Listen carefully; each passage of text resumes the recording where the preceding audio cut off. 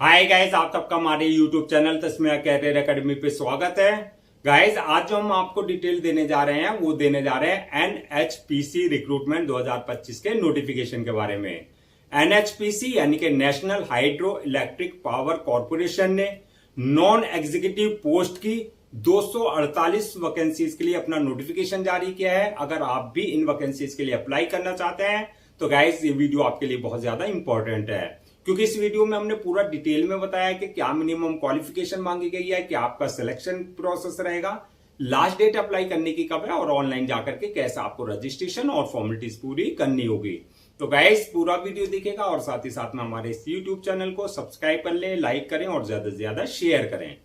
तो गाइस सबसे पहले बात करते हैं इनकी ऑफिशियल वेबसाइट की। इनकी जो ऑफिशियल वेबसाइट है वो है www.nhpcindia.com, जहां पर जाकर के आपको रजिस्ट्रेशन और फॉर्मेलिटीज पूरी करनी होगी।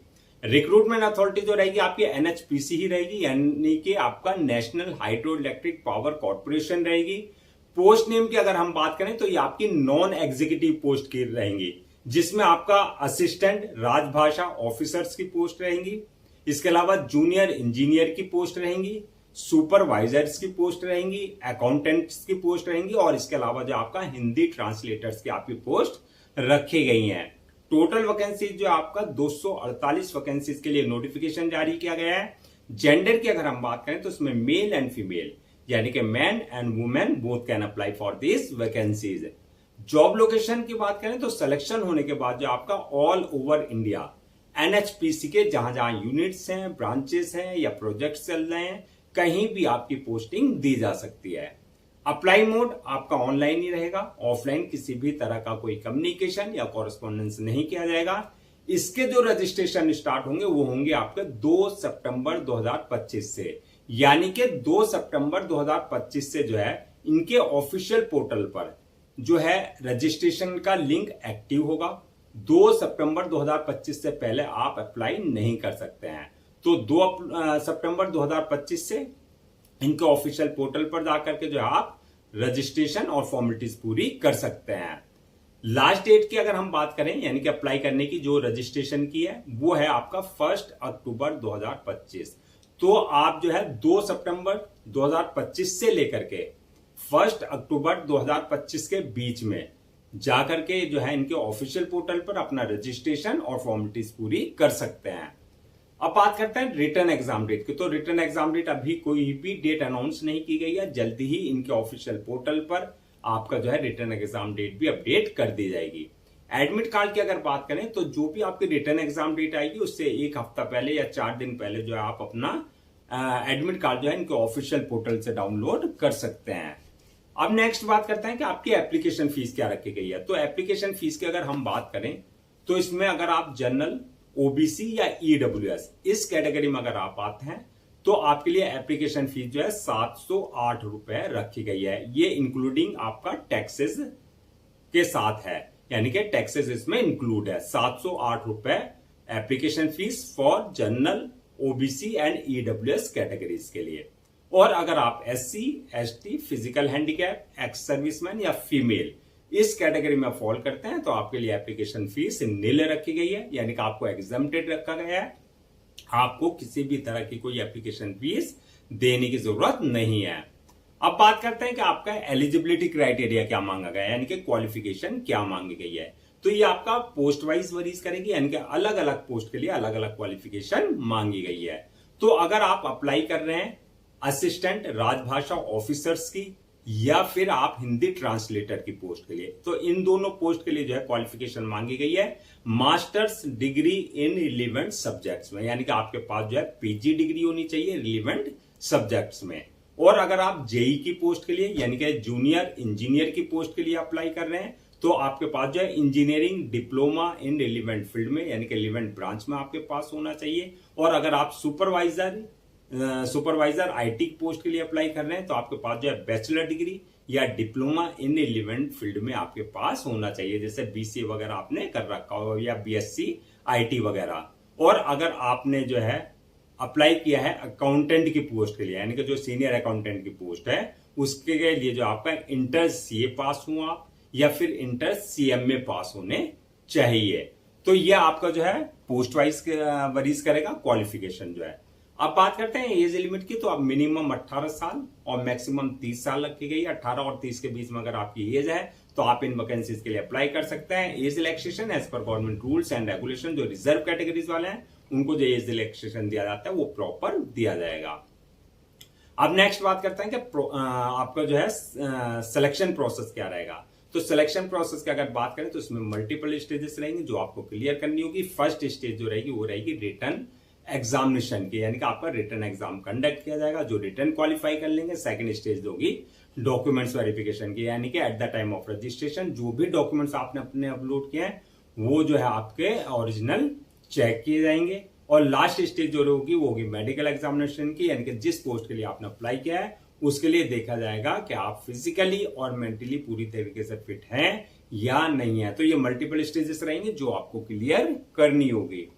अब बात करते हैं कि आपका एग्जाम पैटर्न और सिलेबस का, यानी कि जो भी आपका रिटन एग्जाम लिया जाएगा, जो फर्स्ट स्टेज होगी उसका क्या एग्जाम पैटर्न रहेगा, क्या उसका सिलेबस रहेगा। तो अभी रिटन एग्जाम का जो है एग्जाम पैटर्न और सिलेबस डिस्क्लोज नहीं किया गया है क्योंकि ये अभी शॉर्ट नोटिफिकेशन जारी किया है। लेकिन हम जो है आपको एग्जाम पैटर्न का और सिलेबस का, इसके जो आपका प्रीवियस सिलेबस है, प्रीवियस नोटिफिकेशन निकला था, उस बेसिस पे अगर हम आपको बताएं तो ऑलमोस्ट आपका इस साल भी ऐसा ही लगभग होगा। यानी कि प्रीवियस बेसिस पे हम आपको एग्जाम पैटर्न और सिलेबस बता देते हैं ताकि आप उससे एक आइडिया ले सकें। जब इनका फुल नोटिफिकेशन आ जाएगा तो आप इनके ऑफिशियल पोर्टल पर जाकर के इनके नोटिफिकेशन डाउनलोड करके पूरा एग्जैक्ट अपना जो है एग्जाम पैटर्न और सिलेबस कहां से क्वेश्चन पूछे जाएंगे वहां से चेक कर सकते हैं। तो ऑन प्रीवियस बेसिस पे अगर हम देखें, यानी कि जो पिछला नोटिफिकेशन था उस बेसिस पे जो है अगर आप इंजीनियर्स की पोस्ट के लिए अप्लाई कर रहे हैं या सुपरवाइजर्स की पोस्ट के लिए अप्लाई कर रहे हैं या अकाउंटेंट की पोस्ट के लिए अप्लाई कर रहे हैं तो आपके लिए जो है एग्जाम पैटर्न ऑनलाइन टेस्ट, यानी कि आपका सीबीटी कंप्यूटर बेस्ड टेस्ट होगा। ये ऑब्जेक्टिव टाइप क्वेश्चंस होंगे, यानी कि एमसीक्यू मल्टीपल चॉइस क्वेश्चंस होंगे। टोटल क्वेश्चंस 200 क्वेश्चंस रहेंगे, जो कि आपका टाइम का अगर बात करें तो 3 घंटे का टाइम जो है पेपर को सॉल्व करने का दिया जाएगा। नेगेटिव मार्किंग की अगर बात करें तो यस, यानी कि रॉन्ग आंसर के लिए जो है अगर आप रॉन्ग आंसर देते हैं तो आपके मार्क्स डिडक्ट किए जाएंगे। मीडियम ऑफ एग्जामिनेशन की अगर बात करें तो medium of examination Hindi and English दोनों लैंग्वेज में पेपर रहेंगे, जिसमें भी आप कंफर्टेबल हो उसमें अपना आंसर दे सकते हैं। तो ये है आपका इंजीनियर, सुपरवाइजर्स और अकाउंटेंट की पोस्ट के लिए। अगर आप अप्लाई कर रहे हैं असिस्टेंट, राजभाषा ऑफिसर्स की और हिंदी ट्रांसलेटर पोस्ट के लिए, तो इसमें जो क्वेश्चंस रहेंगे आपके वो रहेंगे 110 क्वेश्चन, जो कि आपके बराबर जो है 200 ही मार्क्स के रहेंगे। यानी कि इसमें क्वेश्चंस का डिफरेंस रहेगा, 110 क्वेश्चंस इसमें पूछे जाएंगे। अब बात कर लेते हैं सिलेबस की, यानी कि सिलेबस की अगर हम बात करें तो ये आपका जनरल अवेयरनेस से रिलेटेड क्वेश्चंस होंगे। दूसरा लॉजिकल रीजनिंग से क्वेश्चंस होंगे। इसके अलावा जो प्रोफेशनल नॉलेज है, यानी कि जो आपकी एजुकेशनल बैकग्राउंड है, यानी कि टेक्निकल स्किल्स है, रिलेटेड सब्जेक्ट्स है, उससे रिलेटेड आपके सारे क्वेश्चंस आपसे पूछे जाएंगे। अब बात करते हैं फाइनल मेरिट लिस्ट किस बेसिस पे बनेगी। तो फाइनल मेरिट लिस्ट की अगर हम बात करें तो जो आपका रिटन एग्जाम हुआ है उसमें जो आपकी परफॉर्मेंस रही है, जो मार्क्स आपने ऑब्टेन किया, उस बेसिस पे आपकी फाइनल मेरिट लिस्ट तैयार की जाएगी। अब बात करते हैं कि आपका सैलरी एंड अलाउंसेस की। सैलरी अलाउंसेस की अगर बात करें तो ये आपका पोस्ट वाइज वरीज करेगा, यानी कि अगर आप जो है स्टार्टिंग सैलरी की हम बात करें तो इसमें 29,600 से लेकर के 1,19,500 के बीच में रहेगी। और जैसे जैसे आपको एक्सपीरियंस होगा उसके अकॉर्डिंग आपका इंक्रीमेंट और प्रमोशन होता रहेगा। अलाउंसेस एंड अदर्स बेनिफिट्स की अगर बात करें तो ये आपका जो है as per company rules and regulation जो एक एम्प्लॉय को दिए जाते हैं उसके अकॉर्डिंग आपको सारे अलाउंसेस और अदर्स बेनिफिट्स दिए जाएंगे। अब नेक्स्ट बात करते हैं कि जो आपकी ये पोस्ट हैं, अगर हम इनको जो है ब्रेक डाउन करें, यानी कि किस पोस्ट के लिए कितनी वैकेंसीज रखी गई है, तो असिस्टेंट राजभाषा ऑफिसर्स की पोस्ट के लिए जो है 11 वैकेंसीज रिजर्व रखी गई हैं। जूनियर इंजीनियर यानी कि जेई की पोस्ट 221 वैकेंसीज रखी गई हैं। सुपरवाइजर्स की 1 वैकेंसीज है, अकाउंटेंट की 10 वैकेंसीज हैं और हिंदी ट्रांसलेटर्स की 5 वैकेंसीज हैं। तो इसमें देखा जाए तो इसमें जेई यानी कि जो जूनियर इंजीनियर है उसकी सबसे ज्यादा वैकेंसीज रखी गई हैं 221। तो टोटल लगा करके आपकी जो है ये सब 248 वैकेंसीज रखी गई हैं। अब बात करते हैं अप्लाई करने से पहले क्या क्या डॉक्यूमेंट्स आपको रेडी रखने हैं, यानी कि जो आपके सपोर्टिंग डॉक्यूमेंट्स हैं। तो इसमें सबसे पहले जो भी आपके एकेडमिक सर्टिफिकेट्स हैं, चाहे वो 10th की मार्कशीट है, 12th की मार्कशीट है, सर्टिफिकेट्स है, इसके अलावा जो आपके हाईएस्ट डिग्री है, जो भी आपकी डिग्री है वो सारे, चाहे वो आपने सेमेस्टर वाइज किया है चाहे ईयर वाइज किया, वो सारे डॉक्यूमेंट्स आपको पहले से ही स्कैन कॉपी करा करके रखने हैं। अब बात करते हैं एक्सपीरियंस सर्टिफिकेट की, यानी कि अगर आपके पास किसी भी तरह का कोई एक्सपीरियंस है तो कंसर्न डिपार्टमेंट, कंसर्न अथॉरिटी से आपके पास लेटर होना चाहिए। इसके अलावा बर्थ सर्टिफिकेट, 10th की मार्कशीट में अगर डेट ऑफ बर्थ मेंशन नहीं है तो बर्थ सर्टिफिकेट आपके पास कंसर्न अथॉरिटी से होना चाहिए। इसके अलावा caste certificate, income certificate, disability certificate, domicile certificate, ये सारे सर्टिफिकेट्स, अगर आप इन सर्टिफिकेट्स का किसी भी बेसिस पे कोई रिजर्वेशन ले रहे हैं तो ये सारे सर्टिफिकेट्स आपके पास कंसर्न डिपार्टमेंट और कंसर्न अथॉरिटी से होने चाहिए। इसके अलावा ID proof, address proof, passport size photo, signature वगैरह जो भी रिक्वायर्ड डॉक्यूमेंट्स है, सपोर्टिंग डॉक्यूमेंट्स है, वो सारे आपको पहले से ही स्कैन कॉपी करा करके रखना है। अब बात करते हैं कि अप्लाई करने का क्या प्रोसेस रखा गया है। तो जैसे कि स्टार्टिंग में बताया था, पूरा प्रोसेस ऑनलाइन रहेगा, ऑफलाइन किसी भी तरह का कोई कम्युनिकेशन या कॉरेस्पॉन्डेंस नहीं किया जाएगा। तो ऑनलाइन अप्लाई करने के लिए सबसे पहले आपको इनका ऑफिशियल पोर्टल www.nhpcindia.com पर विजिट करना है। जब आप वहां विजिट करेंगे, रिक्रूटमेंट कैरियर वाले सेक्शन में जाएंगे, वहां पर आपको अप्लाई ऑनलाइन का लिंक मिलेगा, वहां आपको क्लिक करना है। यहाँ पर वही आपको OTR वाला प्रोसेस रखना है। अगर आपने इनके पोर्टल पर अपना आपको पहले से रजिस्टर नहीं करा रखा है तो valid email ID, mobile number और जो है आपका पर्सनल डिटेल्स से जो है आपको न्यू यूजर पर जाकर के अपना जो है वहां से क्रेडेंशियल जनरेट करना है। अगर ऑलरेडी आपने कर रखा है इनके पोर्टल पर अपना आपको रजिस्टर, तो जो आपका यूजर नेम है, पासवर्ड है, उससे ही आपको लॉगिन करना है। लॉगिन करने के बाद आपका एप्लीकेशन फॉर्म आएगा, उस एप्लीकेशन फॉर्म को आपको बिल्कुल एक्यूरेट फिल करना है। डिटेल्स फिल करने के बाद नेक्स्ट ऑप्शन आएगा अपलोड योर डॉक्यूमेंट्स का। जो भी आपके डॉक्यूमेंट्स है, चाहे वो एकेडमिक है चाहे वो प्रोफेशनल है, वो सारे अपलोड करना है। इसके साथ साथ पासपोर्ट साइज फोटो, सिग्नेचर वगैरह जो भी रिक्वायर्ड डॉक्यूमेंट्स है, सपोर्टिंग डॉक्यूमेंट्स है, वो सारे डॉक्यूमेंट्स आपको अपलोड करने होंगे। डॉक्यूमेंट्स अपलोड करने के बाद नेक्स्ट ऑप्शन रहेगा आपका मेक पेमेंट का, यानी कि जो भी आपकी एप्लीकेशन फीस है वो आपको अपनी कैटेगरी के अकॉर्डिंग डिपॉजिट करनी होगी ऑनलाइन जाकर के।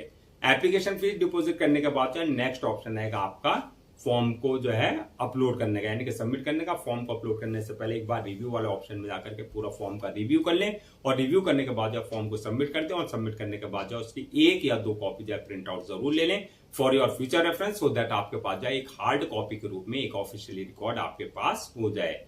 तो गाइज ये थी आपकी NHPC यानी कि national hydro electric power corporation recruitment 2025 के नोटिफिकेशन की डिटेल्स। आई होप आपके सारे डाउट्स क्लियर हो गएंगे। अगर अब भी आपको किसी तरह का कोई डाउट है, क्वेरी है या कंफ्यूजन है तो आप हमसे कमेंट सेक्शन में पूछ सकते हैं, हम उसका रिप्लाई जरूर देंगे।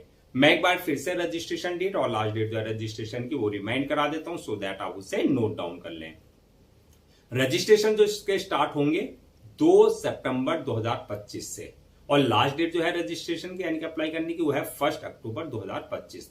तो 2 सितंबर 2025 से लेकर के 1 अक्टूबर 2025 के बीच में आपको इनके ऑफिशियल पोर्टल पर जाकर के अपना रजिस्ट्रेशन और फॉर्मेलिटीज पूरी कर लेनी है। गाइस हम आपके लिए जितने भी गवर्नमेंट जॉब्स हैं, गवर्नमेंट एग्जाम्स हैं या उससे रिलेटेड जितने भी अपडेट्स होते हैं उस पर वीडियोस लेकर के आते हैं। इसके साथ साथ जो है प्रॉपर कैरियर गाइडेंस पर आपके लिए वीडियोस लेकर के आते हैं। अगर आप भी चाहते हैं कि आपको प्रॉपर कैरियर गाइडेंस मिलती रहे, साथ ही साथ में आपको गवर्नमेंट जॉब्स और गवर्नमेंट एग्जाम्स के पूरे अपडेट्स मिलते रहे, तो आप लोगों से मेरी रिक्वेस्ट है आप हमारे इस यूट्यूब चैनल को सब्सक्राइब कर लें, लाइक करें और ज्यादा से ज्यादा शेयर करें।